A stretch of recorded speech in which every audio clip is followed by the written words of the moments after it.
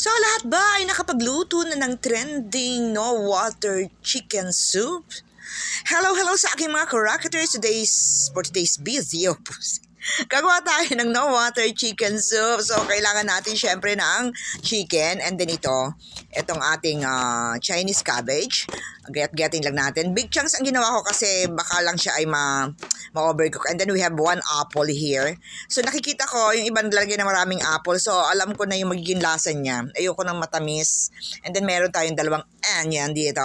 Balatan natin. And then slice din natin ng ganito wedges. So ayan. And then meron din tayong ganito luya. And then mga spring onions. And ano pa ba yung ilagay ko ron? So ganito ikakalat natin ito. Hinugasan ko ito after na makat ko ha. Kasi hindi ako naghuhugas before cutting. Ayan, lagyan pa ng konting tubig yan ha. Tinan mo. So ayan, ikalat-kalat lang natin dyan sa ating kawali. And nalagay natin ng ating apple. At lalagyan din natin ng ating luya. And then sibuyas. O, iyan.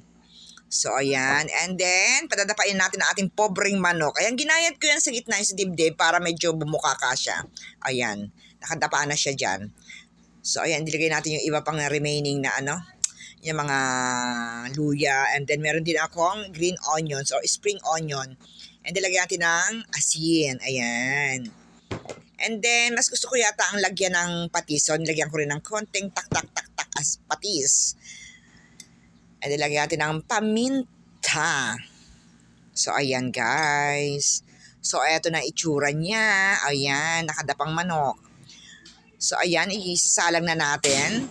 Ito, luluto natin ito about mga 45 minutes.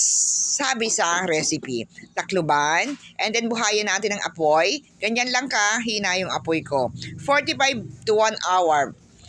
And then, after 30 minutes, binisita ko siya. O yan, naglalabas na siya talaga ng tubig from the manok at saka dun sa mga gulay, apple at saka dun sa Chinese cabbage. Para madilim. So, eto na. Naiga yung okay lang siguro. Yan nga natin. Sabi nila sobrang lambot daw nito. Uy, ang lambot nga. Ang lambot nga. Ayan. Pero yung sa iba nakita ko may tubig. Sobrang lambot nito. May tikman natin. Nakain ako. Oy, naku, naamoy ng pusa ko. So, ayan. Itong aking kakainin. Nilagyan natin ng gulay. Ito. So, may sabaw din naman. Ayan, kaunti nga lang. So, ito lang po ang kakainin ko. Mamaya na daw kakain si Walad. O, ewan ko lang kung gusto niya. Bahala siya sa buhay niya. Ito yung kakainin ko. Pero wala akong sabaw. Gusto ko ng sabaw. Yung kay Alexis Vines, ay nakita ko medyo nasunog yung kanya. Kasi ang dami niyang niluto. Pamimigay niya.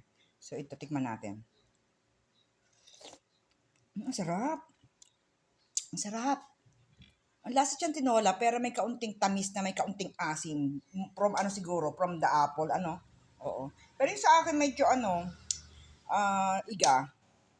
Ewan ko baka yung mga nagluto at nag-vlog ay nilagyan nila ng tubig, kaya medyo masarap. Sa akin talaga hindi ko nilagyan ng sabaw. So, tikman natin, Ito. First bite. Ayan. Sarap. Masarap kainin ito ng may lagnat. So, sana maraming sabaw. Okay, guys. Sarap.